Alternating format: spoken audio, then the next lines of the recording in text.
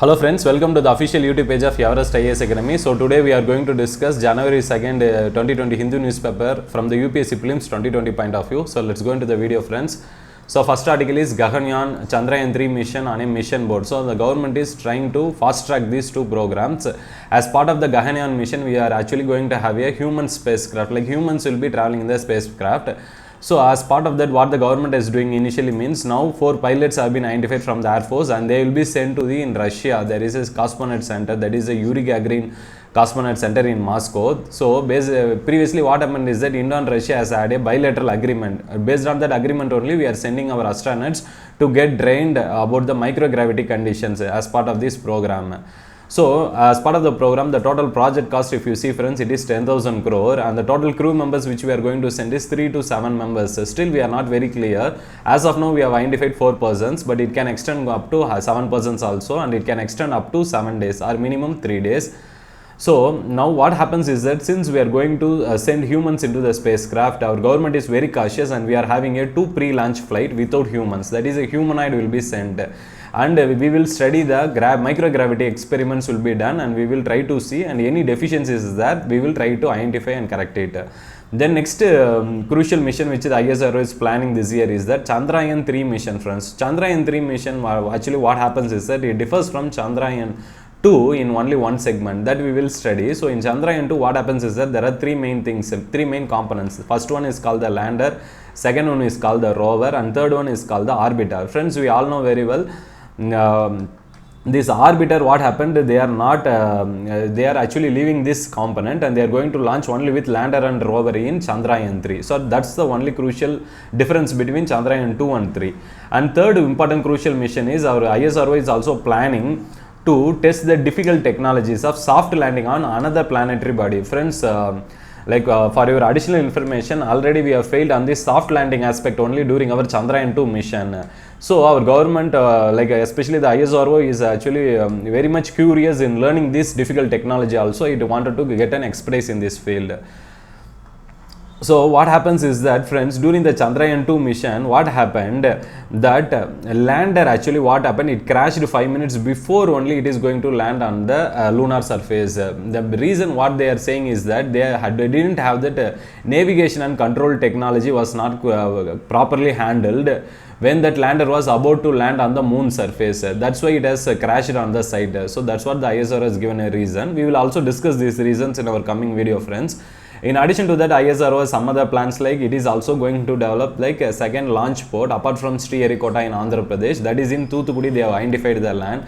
Friends, basically this Thoothukudi in Tamil Nadu, basically it is having a locational advantage. If you see from the map of India, if you see, Thoothukudi is a coastal city, it is also a port town. Now what happens is that when we launch a mission, suppose to the space, any failure also in the rocket actually or space missions, it will actually fall on the Bay of Bengal only. So that's why we are actually placing these launch vehicles adjacent to the coastal only. So that's why our ISRO has identified Thoothukudi as a one crucial locational advantage factor. And one more regarding this Chandrayaan-3 mission friends, actually what happened, now we are going to launch without the lander. In addition to that, what happened, as of now, the other countries which have launched are only like Russia, USA and China. What happened, they have explored the moon surface in other aspect, but no other agency as of now from any country, they have not landed in the southern hemisphere of the moon. Why this is very crucial means, friends, for your information, let's take this this is the northern hemisphere and this is the southern hemisphere. What happens in case of moon now, the southern part is actually full of rocky areas. That's why the problem is. So any landing when we do in this southern hemisphere, what happens is that it is a very high chance for them, unless and until they don't have that expertise, it is very easy for them to crash at the landing site. That's why, in addition to that, this is the area which is still not explored by any other country, and that's why our ISRO is hoping that traces of water can be found in these southern polar areas of the moon. So next article friends, peace on line of actual control can help solve the border issue. So basically this statement is made by our army chief only. So what he has made statement has made means he wanted that he is saying that for a good relationship between India and China, we should maintain the peace along the border. So now the background issue regarding this is already there is a 3,400 kilometer disputed border region is there, which India and China is actually having currently. That only we refer it as the line of actual control, whereas the boundary with which we maintain with Pakistan, we call it as line of control. So this is a difference between line of control and line of actual control. Now what happens is that as part of this 3,400 kilometer long border dispute, we already having several rounds of special representatives who have been allocated to resolve this dispute between these Indian and Chinese countries. Through the help of the map, we will see, friends. So in this case, basically there are three areas only we are having the dispute. That is the eastern sector, and then middle sector, and then we have the western sector. So let's go from this western sector. So western sector is the area where Upsc is located. So that is the area which is held by China now, but it is still claimed by India. Now what happens is that in the middle sector we don't have any big problems, friends, and then if you go in the easternmost area, we refer it as the McMahon line, whereas this western area we call it as the Johnson line. So this is a McMahon line, and China is claiming that this Tibetan, this Arunachal Pradesh region as itself total area is southern Tibet. So that's why it is creating a complication between India and China. So let's go and discuss this, how this dispute has arisen. Previously what happened actually, the dispute is, it is basically part of the Ladakh according to India, but according to China it is a part of Xinjiang. So now what happened during the history, this is one part of the conflict problem. So second part, as we have discussed, is that is the McMahon line that forms part of Arunachal Pradesh, and China is referring that as Northeastern Frontier Agency or Southern Tibet. So as part of solving this problem, already we had a 1913-14 Shimla Convention that happened between India, China and Tibet, and that agreement has been that time only rejected by China. So still we are having this dispute which is unsolved. Later what happened, there was an Indo-China war which happened in the 1962. So then after that what happened, so an agreement was there to resolve the disputes whichever was concluded in 1996. After that they went for confidence building measures, having various various moves which will promote the confidence along the border, and various security related representative meetings were held from that time period onwards. We will discuss all these, friends. So now as of now the current position from 2014 is India has actually proposed and asked China to acknowledge the one China policy, like how China is asking India to acknowledge this one China policy. One China policy means nothing but, so it considers Tibet and even the areas such as Taiwan, it is including all the disputed areas, and that is considered to be part of one China. Like that India is asking to consider Upsc and Arunachal Pradesh as part of one India policy. So in the history, if you see, friends, previously there was a Sikh empire in Punjab region. What happened? It has annexed the Ladakh during the time period of 1834. Then they started even invading Tibet also in 1841. After they invaded Ladakh, they went and intruded into Tibet, and they have invaded that also. That time Chinese forces defeated the Sikh army, and Ladakh was also under their control only, in which Upsc is part of. Later what happened, the Sikhs, they went and they wanted to conquer the areas which they have lost. At the time the Chinese and Sikhs, they went for a treaty, and they said that there will not be any interference in each other countries' frontiers. So whatever the disputed territory has been given back to the Sikhs only. Now what happened, after when the British defeated the Sikhs in 1846, that time it has been transferred to the British. So under the British control, when it came, the British commissioners, they went and met the Chinese officials to discuss the border region, whatever they got now with the Chinese people.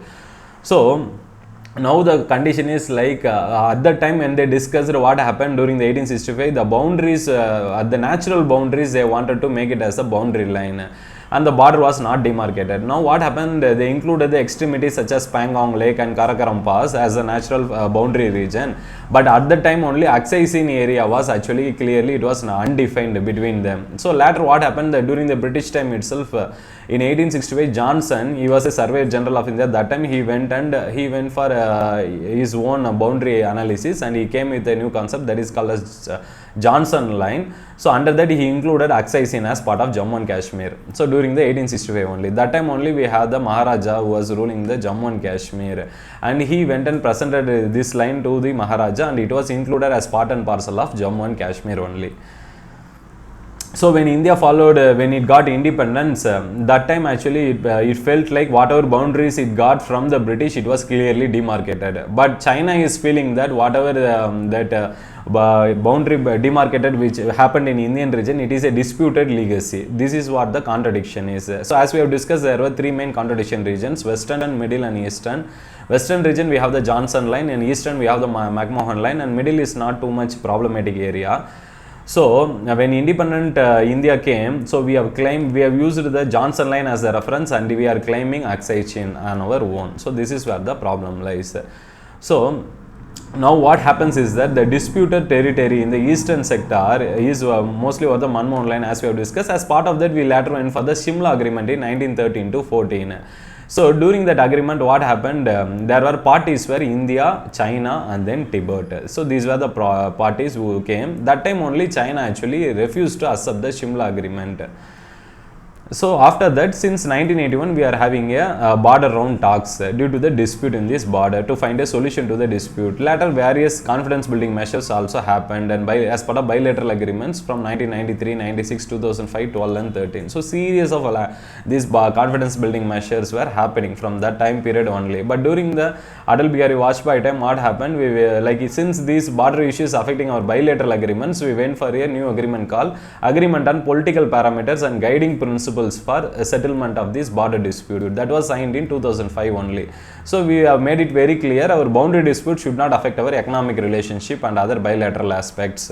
So that's what the objective is all about. So as part of that, what they happened, as part of the principle and agreement, what they said, the border representatives from both the side, they will come and sit together and come for a framework. Based on the framework, that we will go for the demarcation of the border. So this is the current situation, friends. But the problem is China is now very assertively pursuing this Belt and Road Initiative, and still it has included China-Pakistan Economic Corridor Project, which includes Gilgit-Baltistan issue in Jammu and Kashmir. And since China has claimed that territory, it is affecting our Indian sovereignty claims also.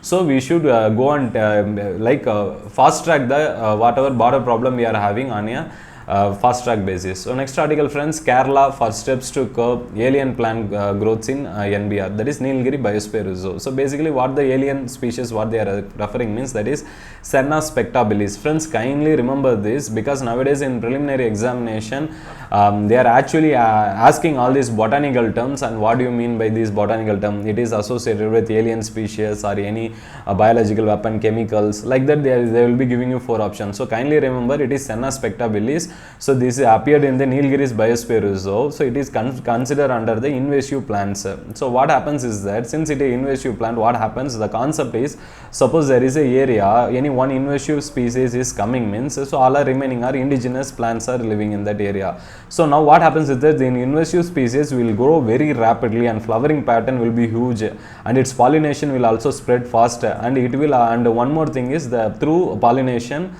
through air, it will spread its all the reproductive ability will be spread fast. In addition to that, it is having one more biological weapon, that is we call it as allelochemicals. That means these plants will they will produce chemicals that will negatively affect the other plants such that it cannot survive and or grow. So that will, in that way also, it will erode the native indigenous species. That's why this invasive species is looked upon a various threat to biological diversity of the country.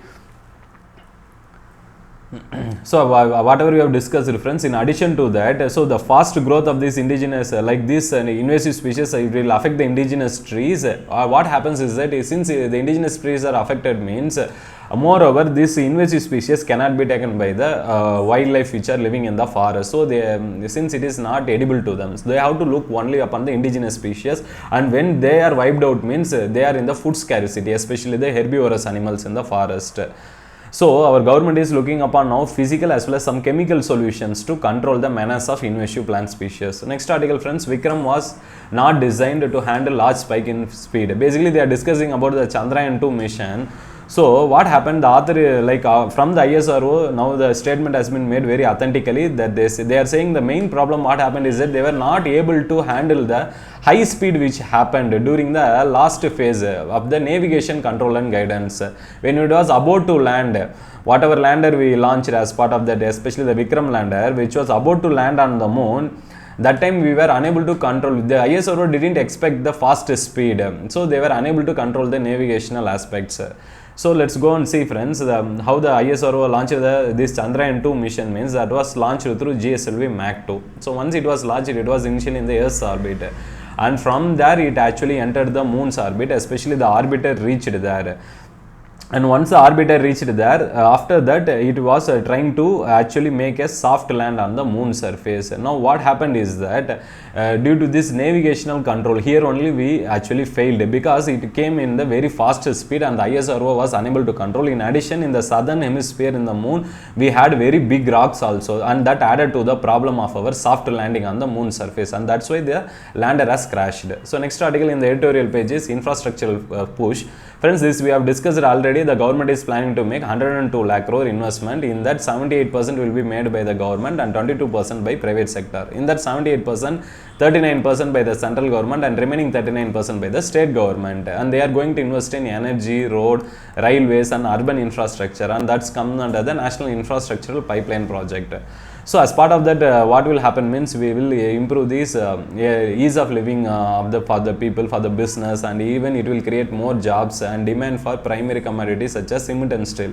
When we go and build roads and railways and energy related projects, cement and steel will be required, and that will boost the infrastructure of the country. Especially the index of industrial production will increase. And now what happens is that the author is giving some of the negatives, he is criticizing it. So what he is saying is that from the government perspective, the 39% fund which is going to come, already government is having a low fiscal, whatever revenue which we have generated from GST and even from the income tax is very low. So considering the tight financial crunch situation now, how can the government can make such a huge investment? That's why the author is worried about it. Second problem what he is saying, even the private sectors are now affected by the slowdown which are happening in the country, and they are also unable to get funds from the banking sector. So that is actually adding to the problem. In addition, we need cooperation from the states for the successful implementation. These are the cautious point the author is saying, friends. So next article is a persistent variance. Here they are basically discussing about the Niti Aayog Sustainable Development Index, which was released very recently for 2019. Friends, kindly remember Niti Aayog releases this SDI, or we refer as Sustainable Development Index. In that, mostly the South Indian states performed very well when compared to the northern or northeastern states.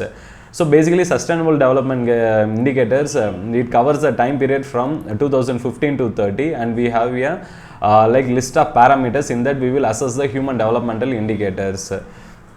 So now what happened is that as part of the Sustainable Development Index, they also calculated the gender equality. So in case of India, we actually had a very big problem. Actually, we were ranked very low in this gender equality index.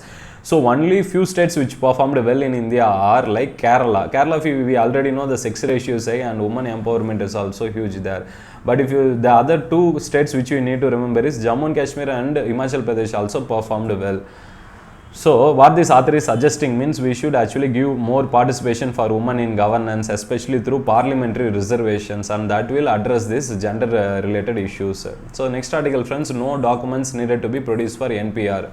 So this statement was made by our Union Home Minister only. So what he is saying is that as part of the residentship registry, that is we refer as National Population Register, so house to house hold survey will be conducted as part of this from April to September 2020. This exercise will be conducted, friends.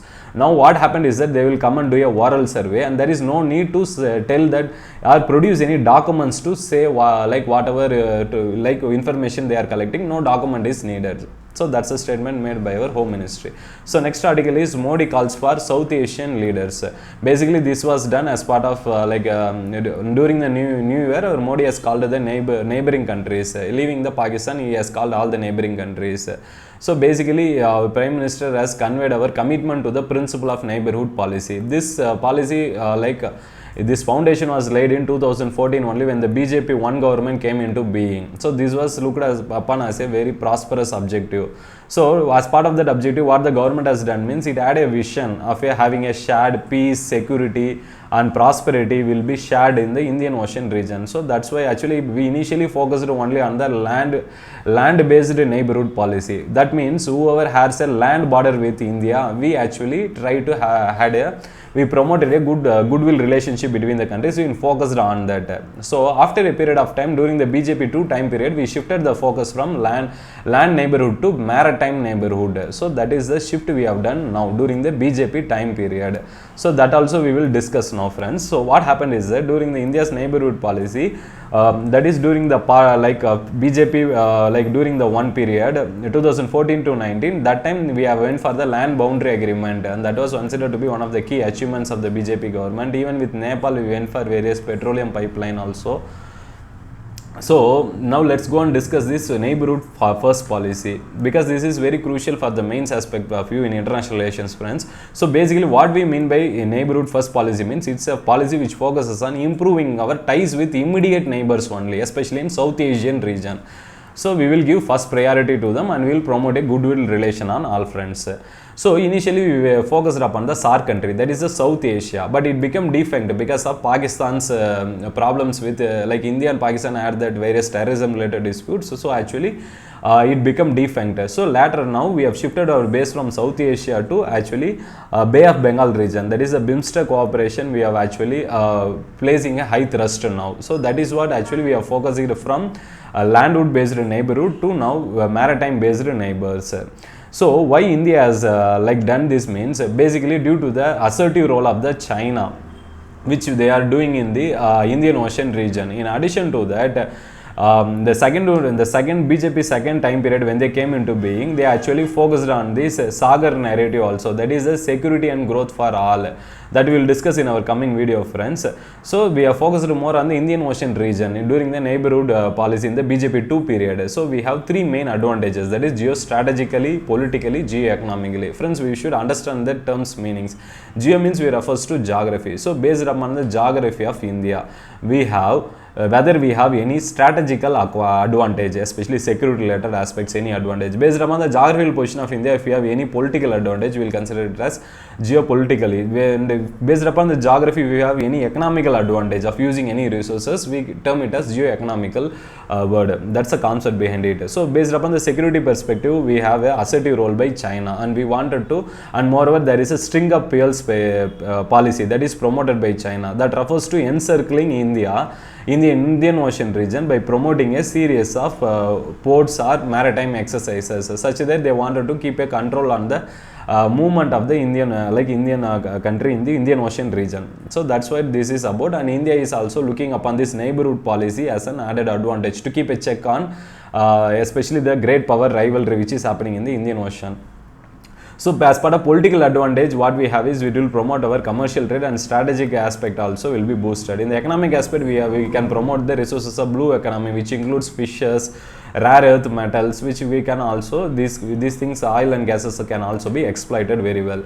So during the Sagar vision, actually we are actually promoting the security and growth of all, that is we refers to three main countries, Seychelles, Mauritius, Sri Lanka. So this is a maritime goodwill relationship for checking the privacy, and so for that we have launched this mission in 2015. That time period we have went for this. So what this author is mainly saying, concluding means now various problems are happening because China is now going for the maritime Silk Road initiative, and it is promoting its maritime exercises in West Asian countries in the Indian Ocean region. All these actually affecting the Indian interest.